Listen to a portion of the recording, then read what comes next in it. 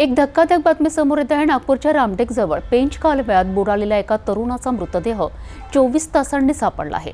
दारूच्या नशेत पोहायला गेलेल्या या तरुणाचा दुर्दैवी अंत झाला आहे। आता पाहूया या घटनेचा सविस्तर वृत्तांत। ही घटना आहे नागपूर जिल्ह्यातील रामटेकजवळील शिवणी येथील। 18 वर्षीय ऋतिक गजाम हा तरुण शनिवारी आपल्या मित्रांसोबत शेतातील काम आटपून परतला होता।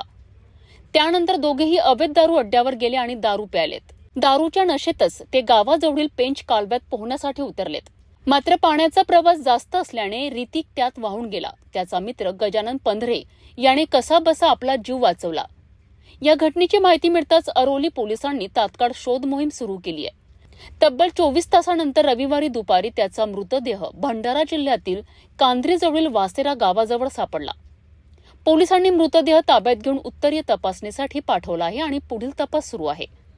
दारूच्या नशेत केलेल्या या धाडसाची किंमत ऋतिकला आपल्या जीवावर गमवावी लागली। रामटेक येथील दुर्दैवी घटनेची माहिती आपण बघितली आहे। दारूच्या नशेत केलेले असे धाडस किती महागात पडू शकते हे या घटनेतून पुन्हा एकदा सिद्ध झाले आहे।